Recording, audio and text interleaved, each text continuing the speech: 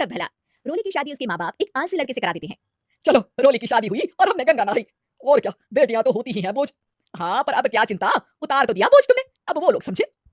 ससुराल में रोली का पति कहता है, देखो मैं कोई काम नहीं करता, ये बात तुम्हारे मम्मी पापा को बता दी थी मैंने। अब जो किराया आता है दुकान का उसी से घर का गुजारा करना है, कभी भूल से भी कोशिश ना करना किसी चीज की डिमांड की। क्या मम्मी पापा को पता था कि आप कोई काम नहीं करते? और क्या, बड़ा अच्छे से पता था। उन लोगों को तो तुम बोझ लगती थी, बोल रहे थे कि बस शादी कर लो और कोई मतलब नहीं है। रोली को ये सुनकर बहुत गुस्सा आता है, लेकिन करती भी तो क्या, क्योंकि वो जानती थी कि उसके माता पिता ऐसे ही हैं। जैसे तैसे रोली दिन काट रही थी। रोली को एक प्यारी सी बेटी होती है। धीरे धीरे वो बड़ी होती है और उसके साथ उसकी जरूरतें भी बढ़ती जाती है। सुनिए जी, अब तो सिमी बड़ी हो रही है, उसका स्कूल में दाखिला कराना है। मैंने अब तक तो जैसे तैसे समय काट लिया, लेकिन मैं बच्चे की परवरिश में कोई कमी नहीं रखूंगी। अरे क्या है यार, अब तो लगता है कोई ना कोई काम ढूंढना ही पड़ेगा। अब पति रोज काम की तलाश में जाता और बिना किसी काम के वापस आ जाता। रोली समझ जाती है कि पति के अंदर अब काम करने की क्षमता नहीं है। वो बेटी को उच्च शिक्षा देने के लिए कुछ करना चाहती थी, लेकिन करती तो क्या करती। एक दिन रोली की सहेली कहती है, रोली, मेरी कोई औलाद नहीं है। अगर तू मेरी औलाद को जन्म दे तो मैं तुझे तेरे मुंह मांगे पैसे दूंगी। अरे, तेरी औलाद को मैं कैसे जन्म दे सकती हूँ? सरोगेसी से बच्चा मेरा और वैभव का ही होगा, लेकिन कोख तेरी होगी। ये संभव है रोली? रोली कुछ सोचकर कहती है, मुझे मंजूर है, लेकिन मैं इसका 2 लाख रुपया लूंगी। अरे कोई बात नहीं, मुझे मंजूर है। रोली खुश हो जाती है कि एक बच्चा पैदा करने का उसे 2 लाख रुपया मिलेगा। वो घर आकर पति को बताती है, वो भी खुश हो जाता है। अब क्या था, डॉक्टर के पास जाकर सहेली का बच्चा रोली की कोख में पलने लगता है। मुझे 20,000 चाहिए मेरी बेटी के एडमिशन के लिए। हाँ हाँ ठीक है, मैं उसके एडमिशन से लेकर सारे खर्चे उसके अकाउंट में डाल रही हूँ। रोली की बेटी का एडमिशन हो जाता है। रोली को लगता है कि वो अब सब कुछ ठीक कर देगी। दिन और महीने आगे बढ़ते हैं। अब एक दिन, एक बात कहूँ जी, काश इस बच्चे को मैं रख पाती। मैं अब इससे काफी जुड़ गई हूँ। अरे यार बता नहीं किसका बच्चा है, अपने पास है ना अपनी मुन्नी।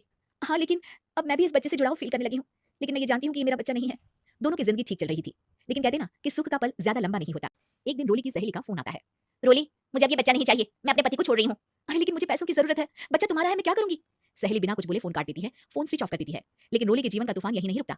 रोली मैं इतना भार नहीं उठा सकता, आज पढ़ाई का पैसा मांग रही हो, कल को शादी कॉलेज और पता नहीं क्या क्या। मैं तुम्हें छोड़ रहा हूँ, अपनी बच्ची उठाओ और निकलो इस घर से। अरे पर मैं कर तो रही हूँ ना बच्चे के लिए काम, आप आराम से रहिए ना। क्या काम कर रही हो, देख रहा हूँ मैं। ये छोटा शहर है, यहाँ लोगों को बात बनाते वक्त नहीं लगता। तो मैं क्या करूँ? ज्यादा पढ़ी लिखी नहीं हूँ, कैसे घर के खर्चे चलाऊं? और आप तो काम करना ही नहीं चाहते।